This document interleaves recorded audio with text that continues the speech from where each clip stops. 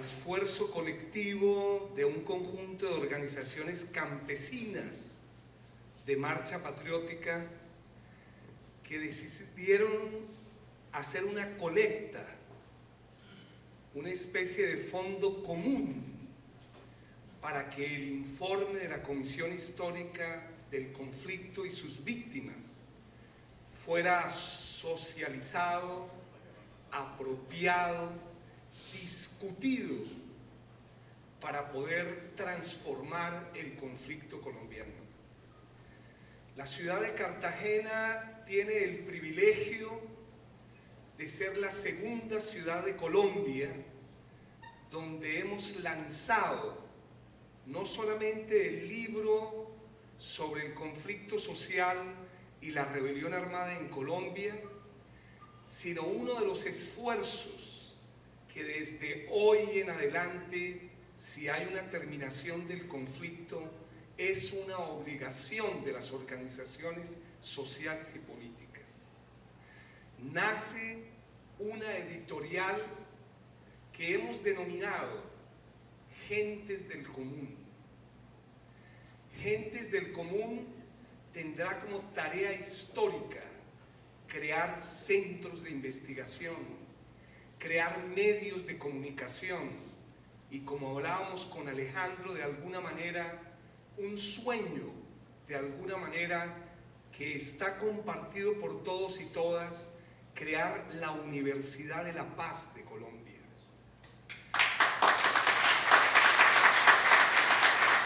Tenemos que trabajar en esa vía.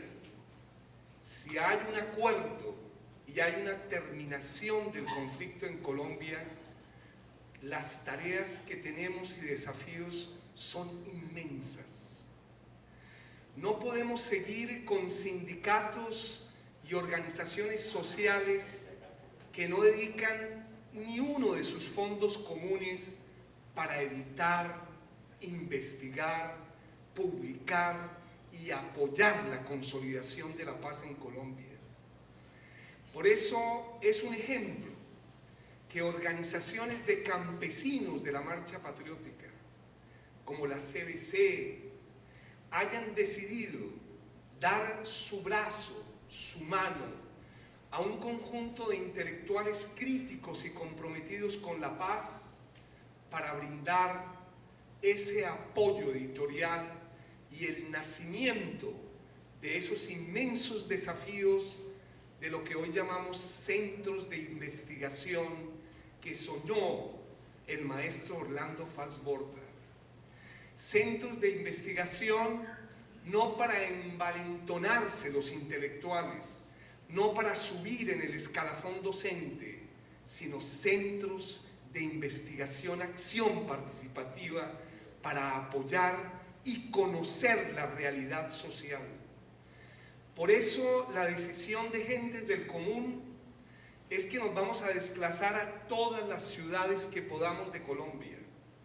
Ya hablábamos con Alejo que vamos a ir a Leticia, que vamos a ir a Barrancabermeja, que vamos a ir a Armenia a distribuir, socializar, criticar y apropiar este informe de la Comisión Histórica. Como lo señalaba nuestro queridísimo moderador Joche Padagüí, el gobierno, luego de 4 meses de haber sido entregado el informe, no ha tenido la deferencia con el país, no ha tenido la deferencia con los intelectuales, no ha tenido la deferencia con la paz de hacer una edición masiva, gratuita, si fuera posible, del informe de la Comisión Histórica del Conflicto y sus víctimas. Algunos intelectuales, entre ellos León Valencia, en una columna bastante problemática, decía que el informe de la comisión no había causado una especie de revuelo y que además era un informe inane porque no hablaba de responsabilidades colectivas. Por eso yo quisiera subrayar en la presentación de este libro que esta obra que hoy nos ofrendan que nos regalan las organizaciones campesinas, ya de manera un poco imperceptible, ha tenido sus primeros impactos. Queremos que sean muchos más, pero de alguna manera hay que apropiarlos y hacerlos bastante conscientes. El primer impacto que ha causado de alguna manera este informe es reconocer que la paz de Colombia pasa por la verdad histórica, que el nexo entre verdad y memoria histórica es cada día más íntimo, cada día más estrecho, cada día más interdependiente. No habrá ningún tipo de proceso de paz en Colombia si no hay memoria, si no hay verdad, si no hay sufrimiento y si no hay reparación.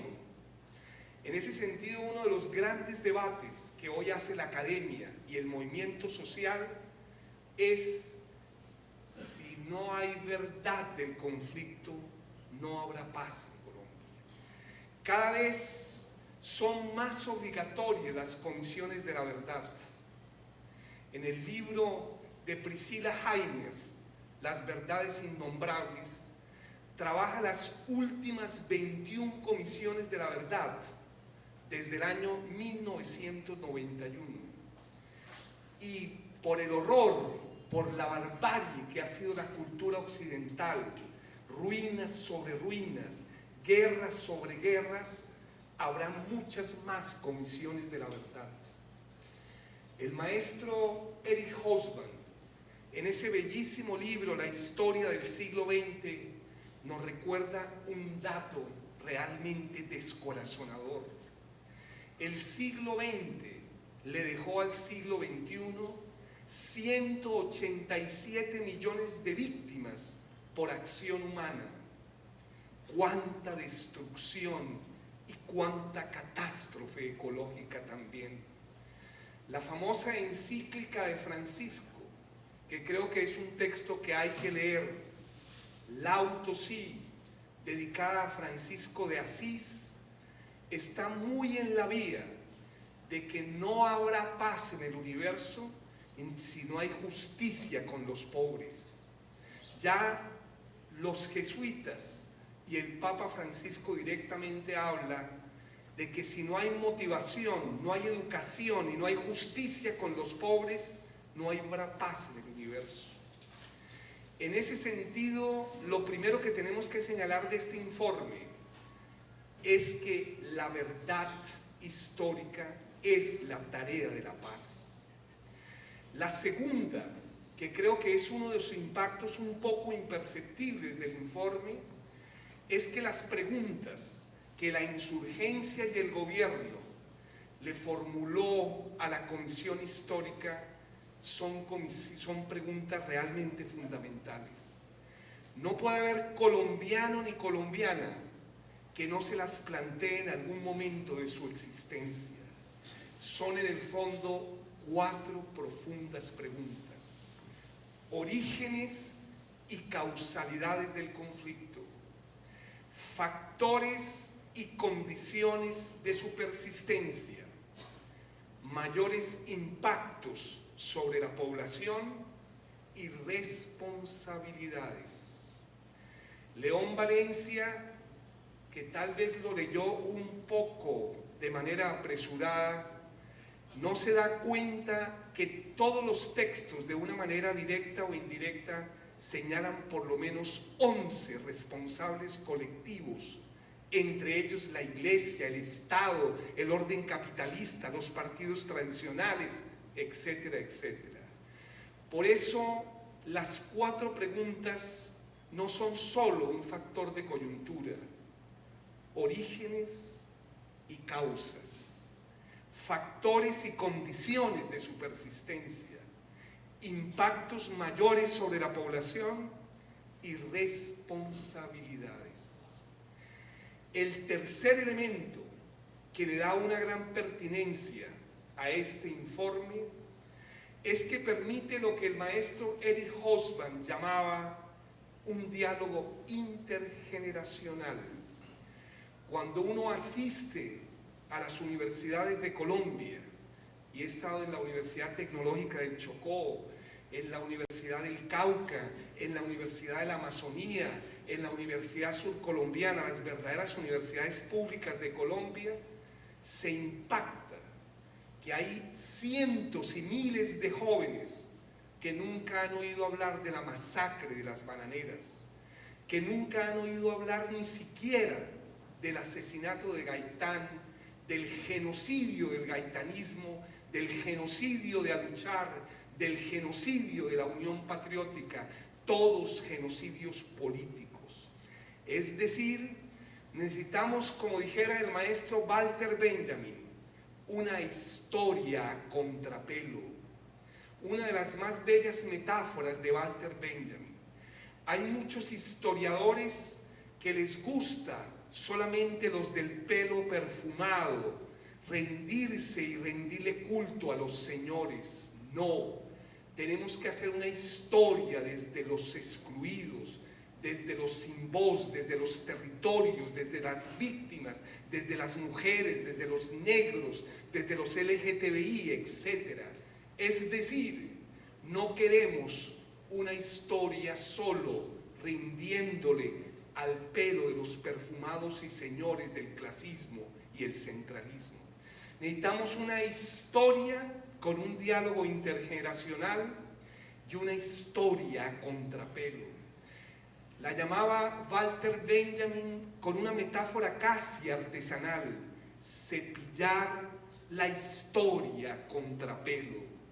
Colombia necesita muchos otros informes regionales sobre la violencia.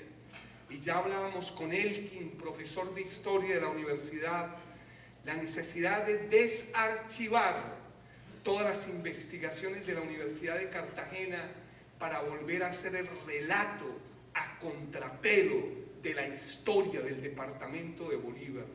No la historia de los gobernadores, la historia de las clases sociales altas. No, la historia de los excluidos, de los pobres, de los negros, de los marginados, de los excluidos de la historia. Y tal vez el otro elemento que de alguna manera nos ha señalado este informe, y por eso elegimos este título: Conflicto social y rebelión armada en Colombia. Y es que existen miles de dispositivos más mediáticos, miles de dispositivos académicos para ilegitimar la rebelión armada, para decir que la combinación de las formas de lucha fue un desatino, un error. No, los pueblos tienen el derecho a miles de formas de rebelión. Y una de ellas, legítima desde Espartaco, como decía Jaime Pardo Leal, desde Espartaco y desde la filosofía occidental, es legítimo el derecho a la rebelión y a la rebelión armada. Cuando hay tiranías, cuando hay formas despóticas de gobierno, todos los pueblos del mundo tienen el derecho a la rebelión. Por eso,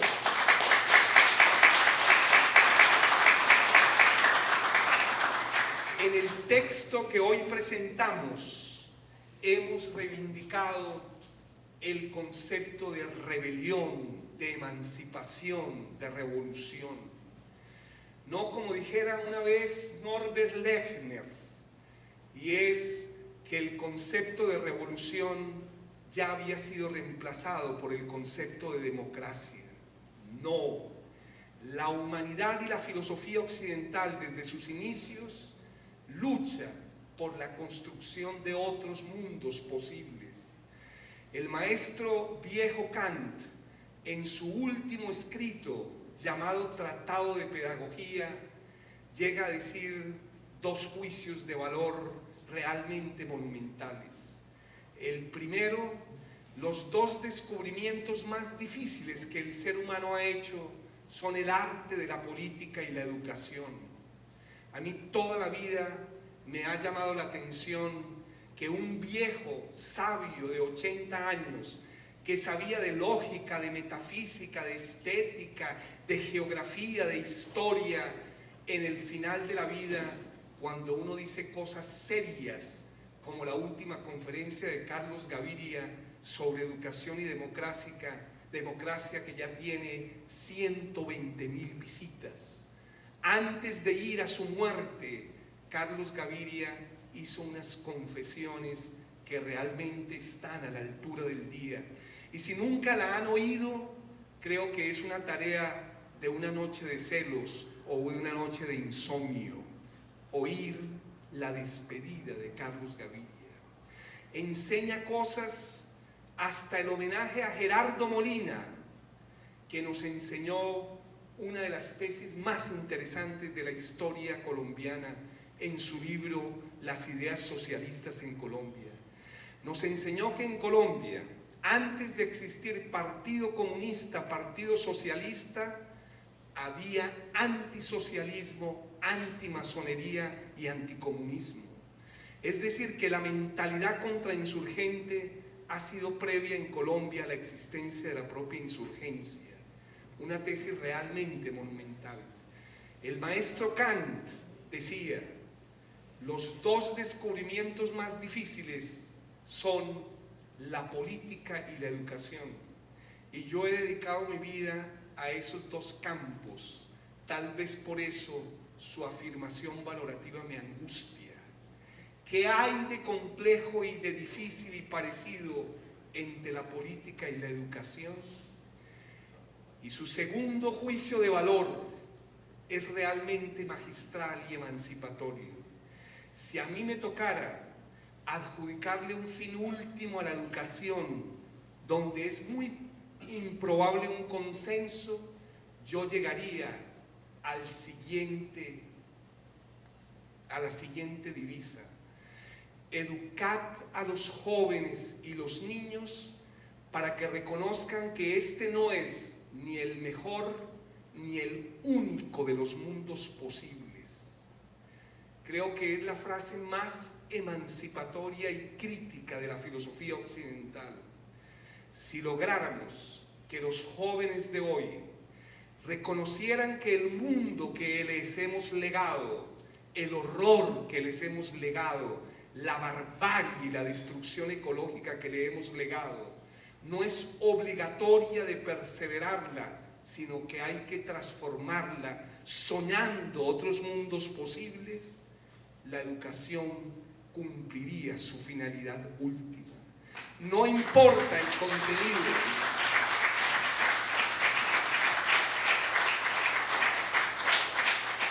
Por eso, en este libro, que no pudo por razones objetivas recoger los 14 ensayos, tuvimos que tomar la decisión, por razones completamente editoriales, de publicar 7 ensayos.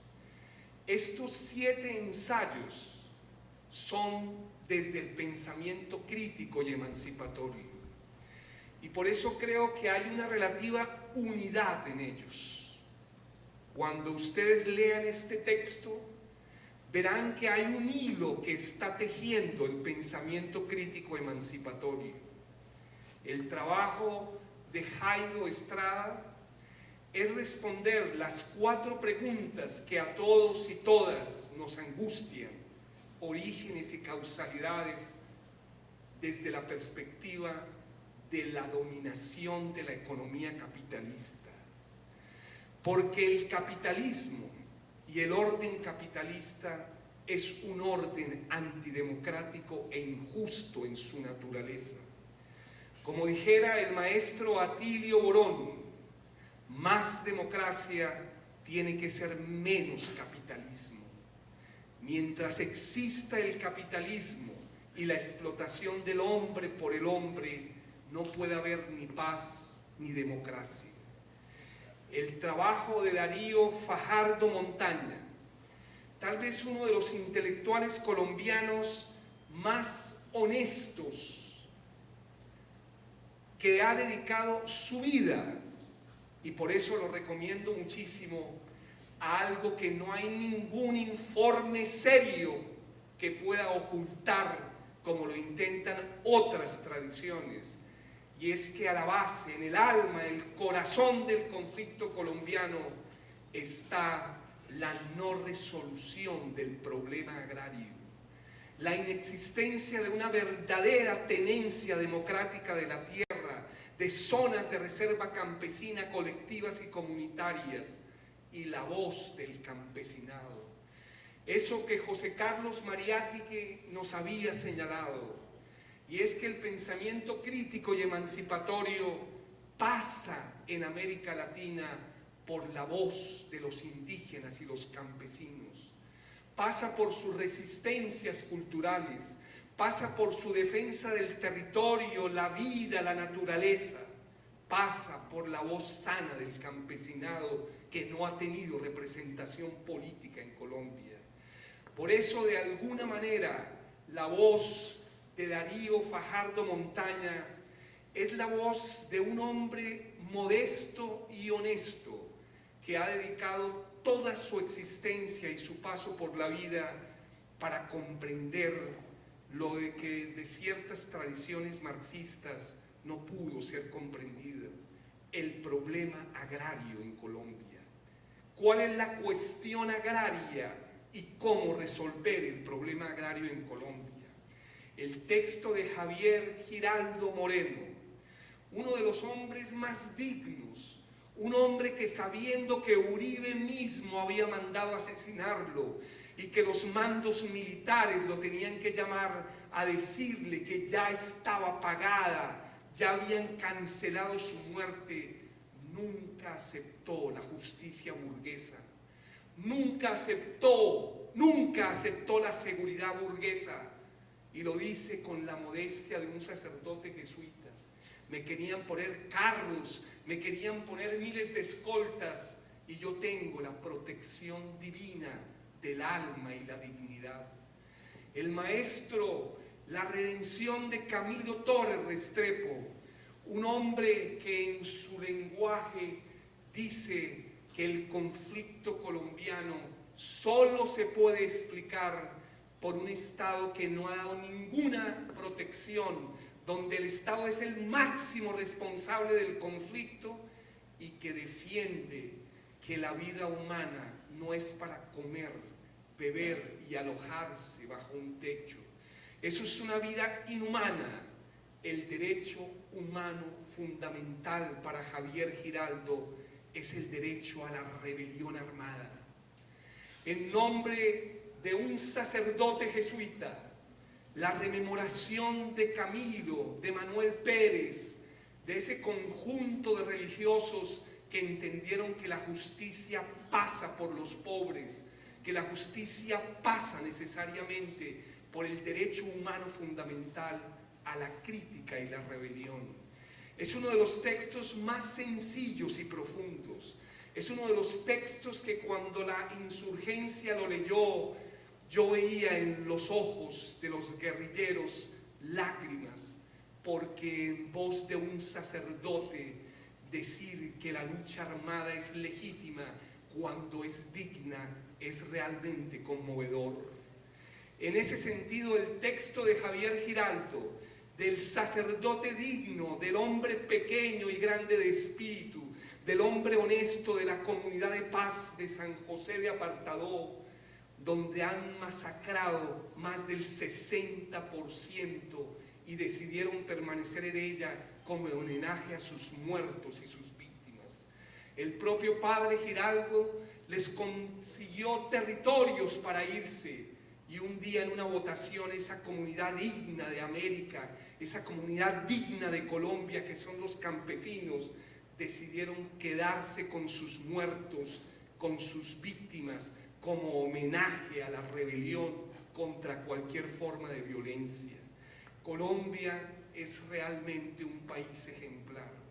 Su dignidad es algo realmente inconmensurable. Alfredo Molano Bravo, tal vez un inventor de una nueva metodología de hacer la historia. El maestro Alfredo Molano es tal vez la persona que en la modestia más profunda ha logrado prestarle la voz al campesinado y a la insurgencia. Ha entrevistado a todas las generaciones de guerrilleros del ELN, del EPL y de las FARC. Muchas de sus entrevistas, por razones de seguridad, aún no han aparecido. Es la persona que le ha prestado la voz a los territorios. El maestro Alfredo Molano no va a las conferencias universitarias, no le gusta ir a las conferencias universitarias.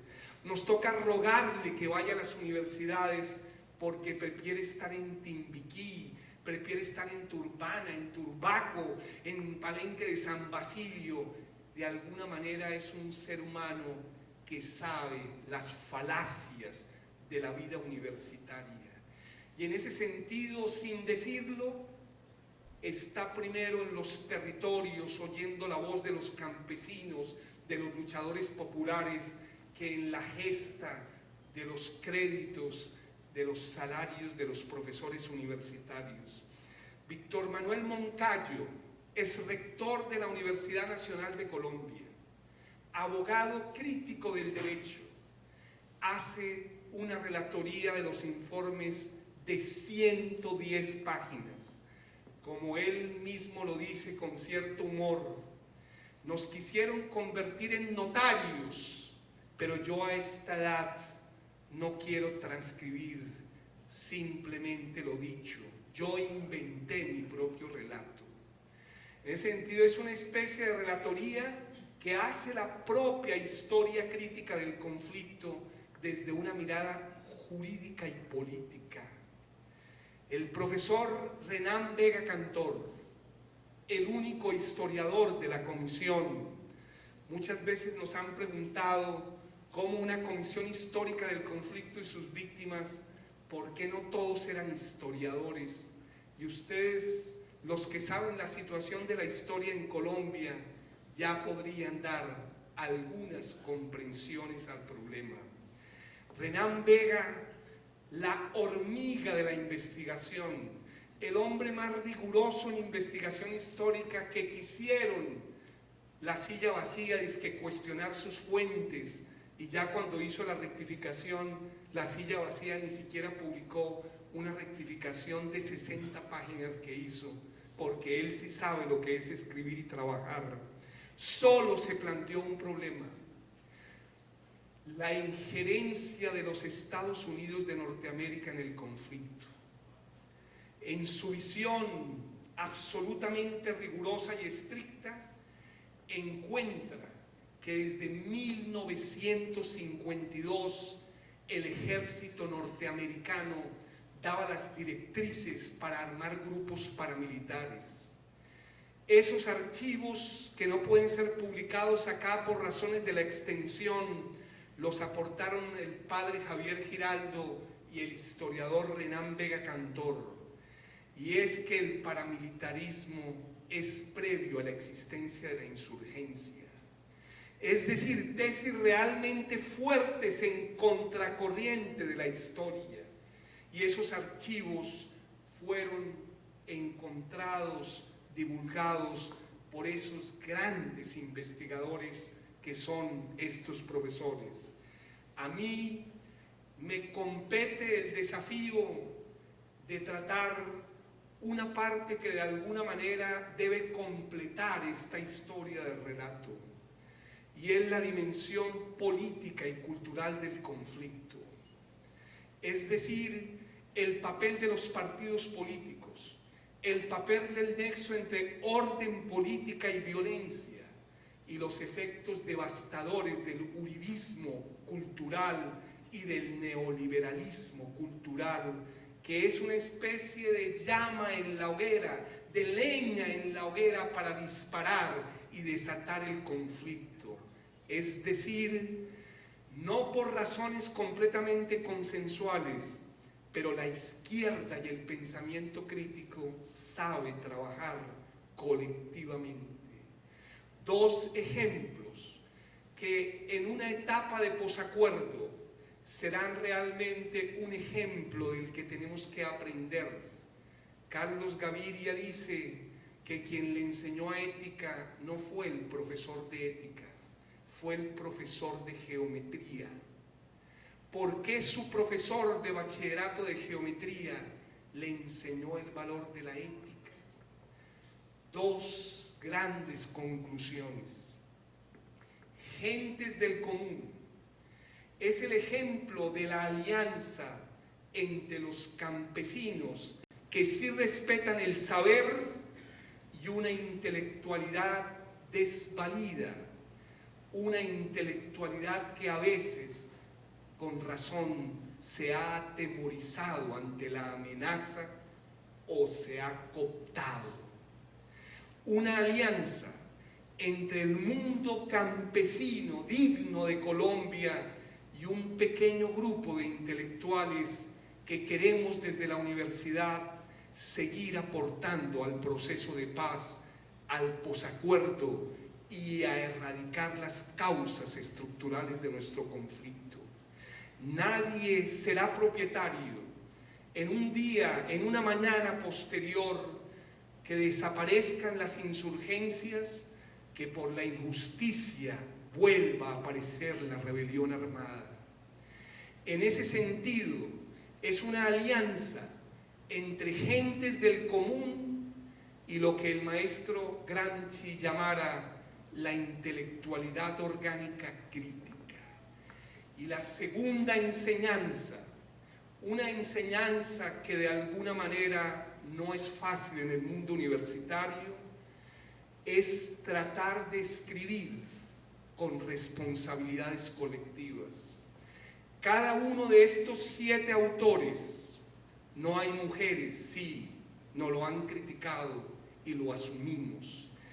Hay y las hay, y debería haber muchas más mujeres compartiendo este relato crítico. Pero de todas maneras, cada uno aportó su pequeño granito. Economía, política, cultura, injerencia extranjera, derecho a la rebelión, para que hoy nazca a la vida rebelión armada y conflicto social en Colombia. 2 palabras que en la decisión de sus editores, porque así no se llama el texto original, que fue un acuerdo entre los 2 relatores, se llama Contribución a la comprensión de la complejidad del conflicto colombiano. Pero hoy, de una manera un poco disidente y crítica, decidimos llamarlo conflicto social y rebelión armada en Colombia. Buen viento, buena mar, buena apropiación y mucha crítica. Muchas gracias.